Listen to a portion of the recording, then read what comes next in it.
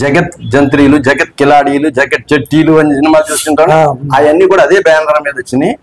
1982లో Palakollu coconut merchants education society వాళ్ళు అప్పట్లో 5 లక్షలు కార్పస్ ఫండ్ కట్టాలి యూనివర్సిటీ కంటే దాసరి నారాయణరావు గారిని అప్రోచ్ అయితే ఆయన 5 లక్షల కార్పస్ ఫండ్ కట్టించి దాసరి నారాయణ గారి మూవీస్ చూస్తా అండి. అవి కూడా ఒక ఫిమేల్ ఓరియంటెడ్ మూవీస్ ఉండేయండి. చాలా రియలైజేషన్ తీసుకొస్తూ, సోషల్ మూవ్మెంట్ తీసుకొస్తూ, ఆడవాళ్ళ కష్టాలని, వాళ్ళ ఎక్స్ప్లాయిటేషన్ ఎలా ఉంది అని. అందరికీ నమస్కారం. హరి ఛానల్కి స్వాగతం. ఈరోజు మన వీడియోలో పాలకొల్లులో దాసరి నారాయణరావు గారు మొత్తం ఆయన ఇల్లంతా కూడా ఫుల్ హోమ్ టూర్ చేద్దాం అనుకున్నానండి. ఈ వీడియోలో నేను దాసరి నారాయణరావు గారి గురించి చెప్పాలంటే 156 సినిమాల వరకు కూడా ఆయన డైరెక్షన్ చేసి గిన్నిస్ బుక్లో ఎక్కడం జరిగిందండి. దాసరి నారాయణరావు గారు చిన్నతనంలో ఎలా ఉండేవారు, ఆయన కాలేజ్ డేస్లో ఎలా ఉండేవారు, మొత్తం దాసరి నారాయణరావు గారు ఇన్ని సినిమాలు తీసేంత వరకు కూడా ఆయన ఏ రకంగా ఉండేవారు అనేసి ఆయన ఇంటికి వెళ్ళి మొత్తం ఆయన ఇల్లంతా కూడా మీకు చూపించి వాళ్ళ బ్రదర్స్తో కూడా ఈ వీడియోలో నేను మీకు మాట్లాడించి దాసరి నారాయణరావు గారి గురించి ఈ వీడియో నేను హోమ్ టూర్ చేద్దాం అనుకుంటున్నాను. ఈ వీడియో అయితే చాలా బాగుంటుంది. వీడియో అసలు ఎక్కడ స్కిప్ చేయొద్దండి. ఎందుకంటే దాసరి నారాయణరావు గారు చాలా మంచి వ్యక్తి. ఆయన కట్టించిన కాలేజీల గురించి ఆయన ఎన్నో సేవలు చేశారండి. ఆ సేవలు చేసిన ప్రతి విషయాన్ని కూడా చాలా క్లుప్తంగా ఈ వీడియోలో చెప్పాలనుకున్నానండి. వీడియో అయితే అసలు ఎక్కడ స్కిప్ చేయొద్దండి, లాస్ట్ వరకు చూడండి. వీడియోలోకి వెళ్ళే ముందు మీ అందరికీ ఒక స్మాల్ రిక్వెస్ట్ అండి. వీడియో చూసిన తర్వాత ఒక లైక్ చేయండి. లైక్ చేయడం మాత్రం మర్చిపోతున్నారు మీరు. మన యూట్యూబ్ ఛానల్ చూస్తూ కూడా ఇంకెవరైనా మన ఛానల్ సబ్స్క్రైబ్ చేసుకోకుండా ఉంటే వెంటనే సబ్స్క్రైబ్ చేసుకోండి. మంచి మంచి వీడియోస్ అయితే నేను అందిస్తూ ఉంటాను. ఇంకా మనం ఏం మాత్రం లేట్ చేద్దండి, వీడియోకి తెలిపోదాం. వీడియో అయితే చూస్తున్నానండి. దాసరి నారాయణరావు గారు 1947 మే 4న పశ్చిమ గోదావరి జిల్లా పాలకొల్లులో జన్మించారండి. దాసరి నారాయణరావు గారు పాలకొల్లులో అతి సామాన్యమైన కుటుంబం. ఆస్తిపాస్తులు బాగానే ఉండేవి. దాసరి నారాయణరావు గారు వాళ్ళ నాన్న, వాళ్ళ పెదనాన్నలో కలిసి పొగాకు వ్యాపారం చేసేవారు. ఒకసారి దీపావళి సమయంలో పొగాకు గొడవలు తగలడిపోయింది. అప్పట్లో ఇన్సూరెన్స్లు ఉండేవి కాదు. దాంతో ఆర్థికంగా చాలా దెబ్బతిన్నారు.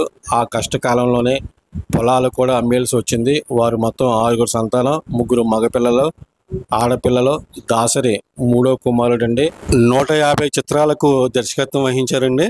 53 సినిమాలు స్వయంగా నిర్మించారు. ఈయన 250 చిత్రాలలో సంభాషణ రచయితగా, గీత రచయితగా చేశారండి. వీడియో చూస్తున్నానండి.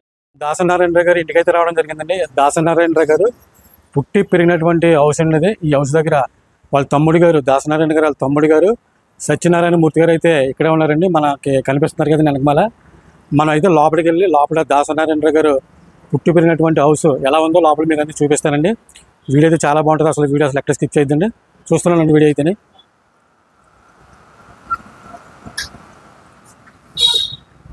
ఇదిగోండి సత్యనారాయణ మూర్తి గారు అండి. దాసరి నారాయణరావు గారికి ఎంతో ఇష్టమైన వాళ్ళ తమ్ముడు గారు సత్యనారాయణ మూర్తి గారి దగ్గర అయితే మనం ఉన్నాం. ప్రజెంట్ హౌస్ కూడా ఇదేనండి. సత్యనారాయణ మూర్తి గారిని అడిగి దాసరి నారాయణరావు గారి గురించి ఇంకా కొన్ని విషయాలు, మనకు తెలియని విషయాలు చాలా ఉంటాయండి. మా సబ్స్క్రైబర్స్కి, మా వ్యూవర్స్కి తెలియని విషయాలు దాసరి నారాయణరావు గారి గురించి కొన్ని విషయాలు కనుక మీరు చెప్తే చాలామంది వినడానికైతే చాలా ఇంట్రెస్టింగ్ ఉన్నదండి. ఎందుకంటే దాసరి నారాయణరావు గారి గురించి వీడియోలు చేయడం చాలా తక్కువండి. ఇవన్నీ మూల ఎక్కడ ఉన్నదో అన్నీ ఎదుక్కుంటా ఎవరో సాధారణంగా రారు. మేమైతే దాసరి నారాయణరావు గారి మీద ఇవన్నీ ప్రేమ మాకు. ఎందుకంటే ఆయన చేసిన సినిమాలు కానీ, ఆయన సాధించిన విజయాలు కానీ అలాంటి విజయాలు ఉన్నాయండి. దాసరి నారాయణ గారి గురించి చాలా క్లుప్తంగా మా సబ్స్క్రైబర్స్కి, మా వ్యూవర్స్కి మంచి సందేశం ఇవ్వండి. గారు మామూలుగా ఏ ఏజ్ వరకు కూడా ఈ హౌస్లో ఉన్నారండి? ఆయన బీకామ్ పూర్తి చేసే వరకు కూడా ఇదే ఇంట్లో. బీకామ్ పూర్తి చేసే వరకు చేశారు. పాలకొల్లు హై స్కూల్లో 12th క్లాస్ వరకు ఉంది. ఆ తర్వాత వైఎన్ కాలేజీ నర్సిపూర్లో బీకామ్ పూర్తి చేస్తారు అక్కడ. ఓకేనండి. దాసరి నారాయణరావు గారు ఇక్కడ ఉన్నప్పుడు ఆయన బాల్యం ఉంటుంది కదండి, చిన్న వయసు ఉంటుంది కదా, కాలేజీ డేస్ ఉంటాయి కదా. కాలేజీ డేస్లో ఎలా ఉండేవారు? ఆయన మామూలు కల్చరల్ ప్రోగ్రామ్స్ కానీ లేకపోతే కాలేజీలో కానీ ఎంత స్పీడ్గా ఉండేవారు కొంచెం చెప్పండి. చాలా స్పీడ్ అండి మనిషి. అతనికి ఫ్రెండ్స్ కూడా చాలా ఎక్కువ మంది ఉన్నారు. ఆయన కల్చరల్ యాక్టివిటీస్లో ఈ నాటక రంగంలో మాత్రం చాలా ఇంట్రెస్ట్. ఆయనకి చిన్నప్పటి నుంచి కూడా ఈ నాటికలో రాయటం అని, యాక్ట్ చేయటం అని ఆయనకి సరదా. అలాగే చదువులో కూడా ఫస్టే, ఈ కల్చరల్ యాక్టివిటీస్లో కూడా ఫస్టే. ఇతను ఒక ట్రూపు చాలా ఇంట్రెస్ట్గా ఉండేవాడు. కానీ నాన్నగారు మాత్రం ఆ నాటకాలు వాటికి వెళ్ళడానికి ఇష్టపడేవారు కాదు. అమ్మాయి వెనక నుంచి దొడ్డిసారి నుంచి వచ్చేవాడు రిహార్సల్స్కి వెళ్ళి. ఆ చిన్నప్పటి నుంచి కూడా దాని మీద చాలా అభిరుచి ఉన్న మనిషి. ఆ రంగంలోనే పైకి వచ్చాడండి ఆయన. అలాగే ఇక్కడ 12th క్లాస్ స్కూల్లో ఎంఎంకేఎన్ స్కూల్లో అయిపోయిన తర్వాత నర్సపురం కాలేజీకి రోజు వెళ్ళి ఫ్రెండ్స్ తోటి వెళ్ళి అక్కడ మొత్తం బీకామ్ చేశాను. దాసరి నారాయణరావు గారికి సినిమాల మీద ఇంట్రెస్ట్ ఎలా కలిగింది అసలు? ఆయన నాటకాలు రాస్తూ ఎక్కడ ఏ పరిషత్తుకి వెళ్ళినా సరే ఫస్ట్ పట్టుకొచ్చేస్తున్నాడు. ఆయన రాసిన నాటకాలు పరిషత్తుల్లో పోటీలు పెట్టినప్పుడు ఆ పోటీల్లో పెట్టిన నాటికలన్నిటికంటే ఫస్ట్ ఇతను వస్తున్నాడు. ఆ వస్తుండగా అలాగే కాలేజీల్లో కూడా ఫస్ట్ వచ్చేసేవాడు. అతను రాసినటువంటి పన్నీరు కన్నీరు అనే ఒక డ్రామాని, నాటకం, అది ప్లేలెట్, ఆ డ్రామాని అతను హైదరాబాద్ వెళ్ళిపోయిన తర్వాత ఏదో ప్రైవేట్ కంపెనీలు ఉద్యోగాలు చేస్తూ ఉండగా ఆయన రవీంద్ర భారతిలో ఈ నాటికను ఏది పన్నీరు కన్నీరు అనే నాటికను ప్రదర్శించడంలో అక్కడ చాలామంది చూసి చాలా ఆయన గుడ్ సర్టిఫికేట్లు సంపాదించారు. చూసినారు అందరి దగ్గర, కళాకారులు కూడా మెచ్చుకున్నారు. మద్రాసులో ఒక ప్రొడ్యూసరు, ఆయన పేరు వైవి కృష్ణయ్య గారు, ఋషికేష్ పిక్చర్స్ వారి అధినేత రమణ. ఆయన వైవి కృష్ణయ్య గారు ఇతను చూసి, నేను తీయబోయే సినిమాలో నీకు ఒక వేషం ఇస్తాను, వస్తావా అని అడిగాడు ఆయన. అప్పుడు ఆయన ఎస్ఎన్ కంపెనీలో, ప్రైవేట్ కంపెనీల్లో పనిచేసేవాడు. అయితే ఏ ప్రైవేట్ కంపెనీలో ఉద్యోగం చేసినా 2-3 నెలలు చేయటప్పుడు ఉద్యోగంలో గెంటిస్తారు. ఇంచేతంటే రిహార్సల్ మొదలు పెట్టేసాడు ఆ కంపెనీలో. అక్కడికి వెళ్ళిన తర్వాత రిహార్సల్స్ పెట్టేసాడు. వాళ్ళు ఎంతకాలం ఇది అవుతారు బాబు, వెళ్ళిపోయినా ఎవరికైనా వర్క్లు మాత్రం సెట్ అయిపోతాడు. స్టాక్ అది వచ్చిన ఆయనకి సరే ఇంకో కంపెనీకి వెళ్ళిపోయేవాడు, ఏదో పరిస్థితి కోసం. అది ఈ మాత్రం రాత్రులు రిహార్సల్ మొదలు పెట్టాడు, మానేవాడు కాదు. ఈ ఋషికేష్ పిక్చర్స్ అధినేత అయినటువంటి వైవి కృష్ణయ్య గారు, నేను తీయబోయే సినిమాకి నిన్న క్యారెక్టర్ తీసుకుంటున్నాను, వస్తావంటే సరే వస్తానే అన్నాడు. సరే మా అలా అందరూ అంటారు, అడుగుతుంటాం, ఇస్తా అంటారు, కానీ ఇస్తారేంటి అనుకున్నాడు ఆయన. వెళ్ళిపోయిన తర్వాత ఒక రోజు నేను నా మిస్సెస్ జనవరి పండుగ అంటే సంక్రాంతి పండగకి సెలవుల్లో అక్కడికి వెళ్ళి హైదరాబాద్లో ఉండేది. మేము అలా వెళ్ళేటప్పటికి అదే రోజునే 1 గంటలో టెలిగ్రామ్ వచ్చిందండి.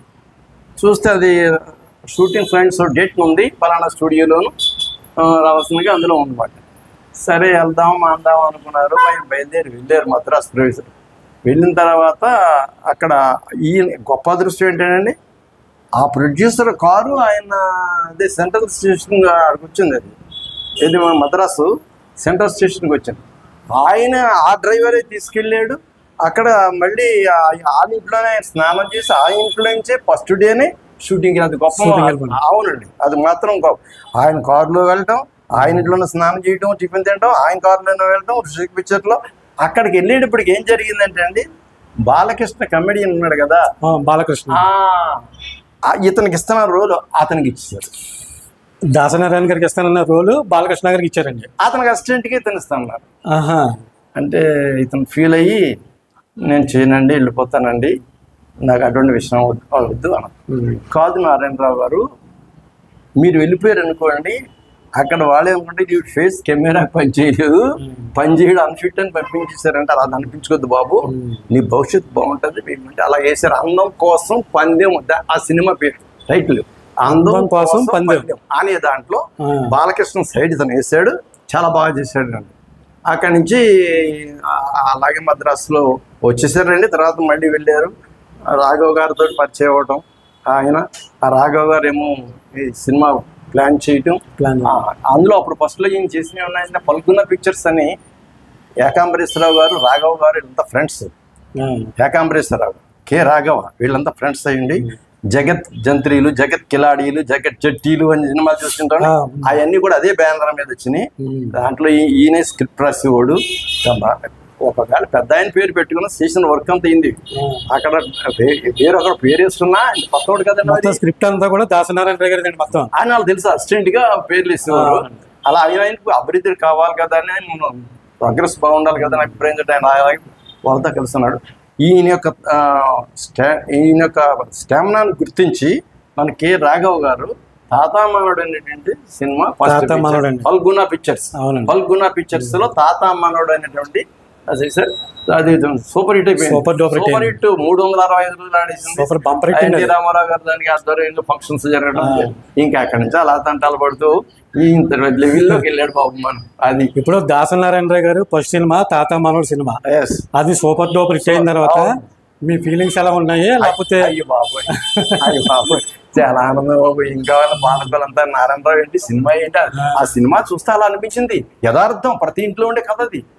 నేను దాసనారాయణరావు గారి గురించి తెలుసుకోవడం కోసమని నిన్న సాయంత్రం నేను మొత్తం డీటెయిల్స్ తెలుసుకుంటుంటే అయింది. ఫస్ట్ సినిమా తాత మనోడు అని చెప్పేసి, నాకు ఇప్పటి వరకు కూడా తాత మనోడు దాసనారాయణ గారి సంగతి నాకు తెలియదండి. సినిమా చూసిన తర్వాత ఎంత అద్భుతమైన సినిమాలు తీసిన దాసనారాయణ గారి ఇల్లు ఎందుకు మనం హోమ్ టూర్ చేయకపోవాలని చెప్పేసి నైట్ అంతా ఆలోచించుకుంటే మార్నింగ్ వచ్చి మేము దాసనారాయణ గారి వీడియో చేస్తున్నామండి. మేము నిజంగా చాలా అదృష్టంగా నిజంగా ఆయన యొక్క వీడియో చేయడం. అయితే దాసనారాయణరావు గారు ఎన్టీ రామారావు గారితో, ఏఎన్ఆర్ గారితో, పెద్ద పెద్ద దిగ్గజాలతోటి, చిరంజీవి గారితో చేశారు, కృష్ణ గారితో చేశారు, ప్రతి సోహన్ బాబు గారితో చేశారు, ప్రతి ఒక్కరితో చేశారండి. అద్భుతమైన విజయాలండి. ఒక బొబ్బులి పులి, ఒక సర్దార్ పాపారాయుడు, మనుషులంతా ఒకటే. మామగారు నేను మామగారితో షూటింగ్ లొకేషన్ చేశానండి. దాసనారాయణ గారి గురించి వాళ్ళు చెప్తుండే నిజంగా మాకు మబ్బు ఇడిపోయిందండి. మాకు ఎక్కడండి అది? తిరుపతికి 12 కిలోమీటర్ల దూరంలో అండి అది. అది ఏ ఊరు? అది చింటూ మనం వెళ్ళింది దుర్గ సముద్రం అండి. సముద్రం దుర్గ సముద్రం అండి. ఆ వీడియో చేసినప్పుడు నిజంగా దాసనారాయణ గారు చాలా గొప్పగా చెప్పారండి. అయితే దాసనారాయణ గారు పుట్టింది పెరిగిందంతా కూడా ఇదే ఇంట్లోనండి. మీరు దగ్గరుండి చూశారు కాబట్టి మీకు దాసనారాయణ గారి గురించి చాలా కాన్ఫిడెంట్గా, చాలా అన్ని బాగా తెలుసు మీకు. ఇంకా దాసనారాయణ గారి గురించి ఇంకా కొన్ని విషయాలు ఉంటాయండి తెలియనియండి. ఆయన కాలేజీలో చదువుకున్నప్పుడు చిలిపిగా ఉండడం, లేకపోతే కొంచెం అల్లరి చిల్లరగా ఉండడం, ఇలాంటివి ఉంటాయి. అలాంటివి ఉన్నాయండి ఆయన జీవితంలో? అలాంటివి లేవండి. అతనిలో గొప్పతనం ఏంటంటే అతను వెనకాల ఎప్పుడు కూడా 10-15 మంది స్నేహితులు ఉంటారండి. స్నేహితులు అందరూ కూడా బెస్ట్ వాళ్ళే. అందరూ బెస్ట్. వాళ్ళందరినీ కూడా ఇండస్ట్రీలోకి వెళ్ళే కూడా వాళ్ళు మర్చిపోలేదు. కొందరికి అందరూ సినీ ఇండస్ట్రీలో కొన్ని కూడా వాళ్ళ పని కనిపించాడు. వాళ్ళందరితోటి సహనంగాను కలిసిమెలిసి స్నేహితుడుగానే చివరి వరకు కూడా ఉన్నాడు. వాళ్ళు ఎప్పుడు వెళ్ళినా పలకరించడం, మాట్లాడటం అన్ని మామూలే. నేను ఉందాగా పైకి ఉన్నానుగా, పై స్థానంలో ఉన్నాను కదా అని ఎప్పుడు కూడా నిర్లక్ష్యం చేయటం అనేది లేదు. ఫ్రెండ్స్ని బాగా రిసీవ్ చేసుకునేవాడు, వాళ్ళతో చక్కగా కలిసేవాడు. ఈ పాలకొల్లులోనూ దాసనారాయణరావు గారు ఏదన్నా ఊరికి సంబంధించి కానీ, లేకపోతే ఏదన్నా కమ్యూనిటీ గురించి కానీ, లేదంటే ఎవరికైనా విరాళాలు ఇచ్చే విషయంలో కానీ ఇక్కడ ఏమైనా ఉన్నాయండి? దాసనారాయణరావు ఉమెన్స్ కాలేజీ ఒకటి ఉంది. ఉమెన్స్ కాలేజ్ ఎక్కడ లేదండి? మీరు వెళ్ళొచ్చు, ఒక బోర్డు అది ఉంది. ఆ లోపల కాలేజీలో కూడా ప్రిన్సిపాల్ గారిని మీరు కలవచ్చు. ఒక 10-15 షాపులు దాటి పెడితేనే పెద్ద బోర్డు ఉంటుంది అక్కడ. బోర్డు అండి. ఎదురుగుండా ఎన్టీ రామారావు విగ్రహం ఉంటుంది అక్కడ. ఎన్టీ రామారావు విగ్రహం ఉంది, దాని ఎదురు స్ట్రీట్ ఉంది. గజలక్ష్మి సినిమా హాల్ ఉంటుంది వరకు. గజలక్ష్మి సినిమా పక్కన బాలగొట్టేశాడు.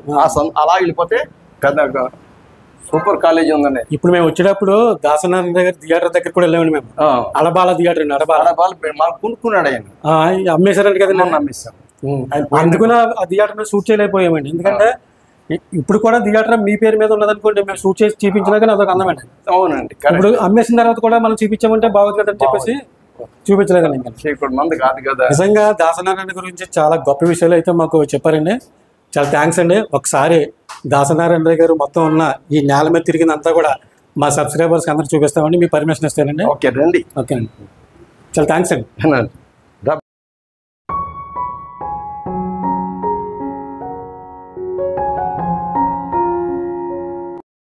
సెంటర్ మ్యాన్ నారాయణరావు గారు సెంటర్ లో ఉన్నాయండి. పెద్ద ఆయన పుడుకుంటాడు కొంచెం. అటుపక్కన ఉన్న వాళ్ళు ఎవరండి? మీరండి? నేను తమ్ముడు. మీరు తమ్ముడు. ఓకేనండి. ఇప్పుడు ఈ ఫోటోలో ఉన్న నేను తమ్ముడు, మా ఆవిడ మా మిసెస్ అండి. ఓకేనండి. దాసరి నారాయణరావు గారి సినిమాలో తాత మనవడు, స్వర్గం నరకం, మేఘ సందేశం, మామగారు ఈయనకు అనేక అవార్డులు తెచ్చిపెట్టాయి. ఈయన సినిమాలో ముఖ్యంగా స్త్రీ ప్రధానంగా ఉండి వరకట్న సమస్యకు వ్యతిరేకంగా సందేశాత్మకంగా రూపుదిద్దబడినవి. దాసరి గారు తీసిన బొబ్బిలి పులి, సర్దార్ పాపారాయుడు చిత్రాలు నందమూరి తారక రామారావు గారికి రాజకీయ ప్రవేశంలో ప్రధాన పాత్ర వహించాయంటే అతిశయోక్తి కాదండి. మామగారు, సూరిగాడు, ఒసే రాములమ్మ చిత్రాలు దాసరి నటన కౌశలానికి మచ్చు తునకలు. ఈ సినిమాలలో నటనకు దాసరి గారికి అనేక విమర్శకులు, ప్రశంసలు, బహుమతులు కూడా అందుకున్నారండి. ఆయన పుట్టి పెరిగిన ఇల్లు మొత్తం అంతా ఇదేనండి. ఇదేనండి, ఇక్కడే భోజనం చేసి దాసరి నారాయణరావు వారి నాన్నతరం వరకు వారి కుటుంబంలో ఎవరో చదువుకోలేదంటే దాసరి వాళ్ళను మాత్రమే చదివించారు. వాళ్ళ నాన్న దాసరి 6వ తరగతికి వచ్చేసరికి వారి ఆర్థిక పరిస్థితి బాగా దెబ్బతింది. స్కూల్ ఫీజు 3 పావల కట్టడానికి కూడా డబ్బులు లేక ఆయన్ను బడి మాన్పించి ఒక వడ్రంగి దుకాణంలో పనిలో పెట్టారంటండి. అక్కడ జీతం నెలకి ₹1. 6వ తరగతిలో ఉత్తమ విద్యార్థిగా ఆయనకు బహుమతి వచ్చింది. అలాంటిది చదువు మానిపించేసి పనిలోకి వెళ్లాల్సిన దుస్థితి. కానీ ఒక మాస్టర్ సాయంతో మళ్ళీ చదువు కొనసాగించడం చాలా మంచి పరిణామం అండి. ఆయన ఇచ్చిన తోడ్పాటుతోటి ఇంతవరకు కూడా ఇంత పైకి వరకు వచ్చి ఆయన ఎన్నో చిత్రాలకు దర్శకత్వం వహించి గిన్నీస్ బుక్లో కూడా ఎక్కారంటే దాసనారాయణరావు గారి గురించి తెలుసుకోవాల్సిన విషయాలు ఇంకా చాలా ఉన్నాయండి. వీడియో అయితే చూస్తూనే ఉండండి. చాలామంది విద్యావంతులు, చాలామంది గొప్ప గొప్ప వాళ్ళు దాసనారాయణరావు గారి గురించి చాలా విషయాలు మనకి ఈ వీడియోలో చెప్పడానికైతే రెడీగా ఉన్నారండి. వాళ్ళ సందేశం విందామో. వాళ్ళు చెప్పిన ప్రతి మాట కూడా మనకి వ్యాలిడ్ పాయింట్స్ అండి. దాసరి నారాయణరావు గారు రాజకీయ ప్రస్తావన కనుక మనం చూసినట్లయితే కనుక రాజీవ్ గాంధీ గారు పాలన కాలంలో దాసరి నారాయణరావు గారు కాంగ్రెస్ పార్టీ తరఫున ఉత్సాహంగా ఎన్నికల ప్రచారం సాగించారండి.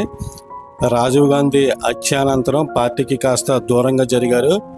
1990 దశకం చివరిలో ఆయన తెలుగు తల్లి అని ఒక రాజకీయ పార్టీని ప్రారంభించారండి. ఈ పార్టీకి కోస్తా ప్రాంతంలోని కాపు వర్గాల నుండి మంచి స్పందన లభించింది.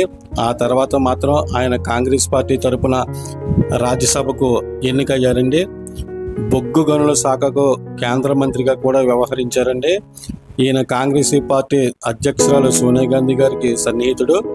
కాంగ్రెస్ పార్టీ తిరిగి అధికారంలోకి వచ్చాక ఇదిగోండి దాసనారాయణరావు గారు తమ్ముడు గారు మేము ఇంటికి వచ్చి హోమ్ టూర్ చేసిన తర్వాత మాకు జ్యూస్ కూడా ఇచ్చారండి. మమ్మల్ని ఎంతో గౌరవించారు. మన సబ్స్క్రైబర్స్ అందరికీ కూడా నేను చెప్పాలని చెప్తున్నాను. ఎందుకంటే ఎవరు ఇంటికి వచ్చినా సరే ఎంతో మర్యాద చేస్తారండి. అక్కడండి చాలా మంచి వాళ్ళండి. నిజంగా దాసనారాయణరావు గారు చేసిన ప్రతి విషయాన్ని కూడా సత్యనారాయణమూర్తి గారు మనకు ఎంతో బాగా చెప్పారు. ఇంటికి వచ్చిన వాళ్ళని కూడా అంతే గౌరవిస్తారండి. మాకైతే జ్యూస్ ఇచ్చారండి. తాగిన తర్వాత మనం పైకి వెళ్ళిన తర్వాత పైన పడుకుని తీస్తారండి. చూస్తారండి వీడియో అయితేనే. ఎక్కడ స్కిప్ చేయొద్దండి, ఇంకా చాలా బాగుంటుంది వీడియో.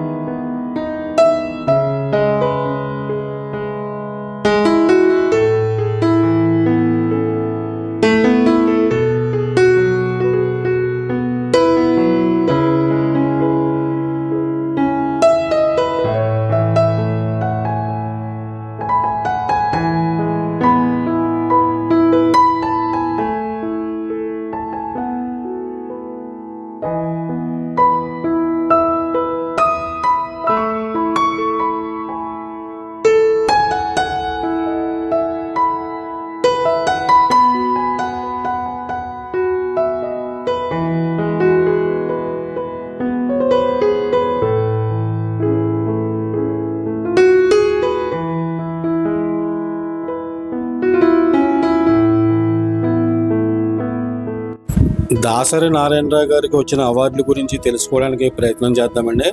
1974లో తాత మానవుడు సినిమాకి నంది అవార్డు అందుకున్నారు. స్వర్గం నరకం సినిమాకు ఉత్తమ చిత్రంగా బంగారు నంది బహుమతిని పొందారు.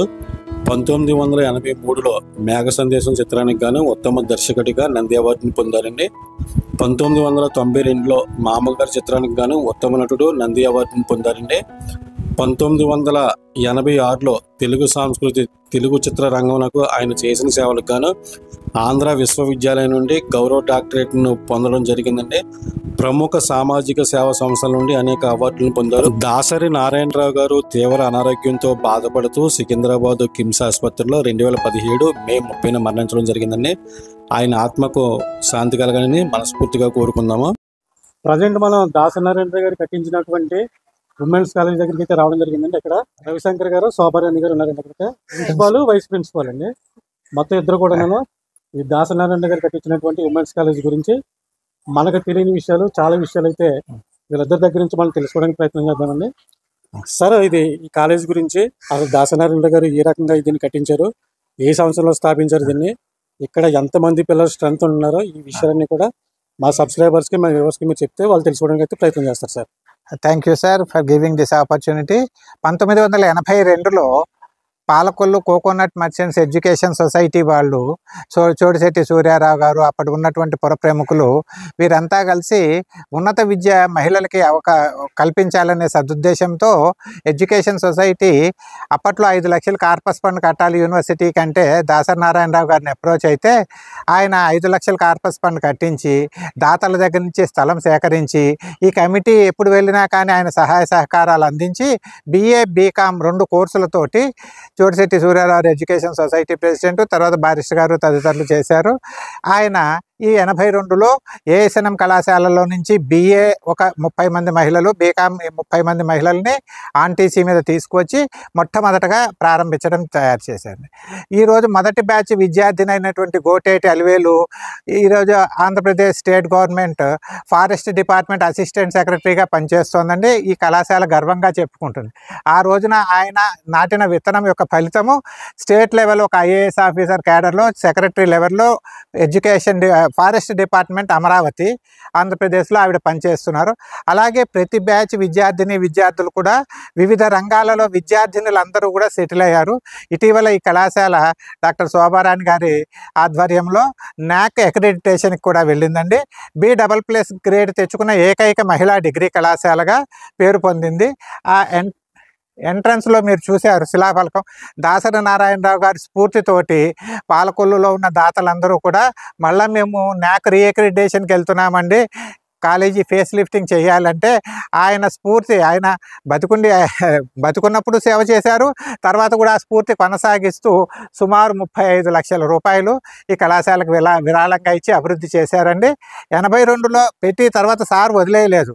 2008-9లో సార్ అంతా BSc computers, BSc BPC zoology అడుగుతున్నారండి అంటే ఆయన అప్పుడు కేంద్ర బొగ్గు గనుల శాఖ మంత్రిగా ఉన్నారు. అప్పటి ప్రిన్సిపాలు స్టాఫ్ వెళ్ళి మనం BA BComతో BSc కూడా బిగించేయాలండి అంటే సారు మరలా అగైన్ యూనివర్సిటీకి కార్పస్ ఫండ్ కట్టాలి 5 లక్షలు.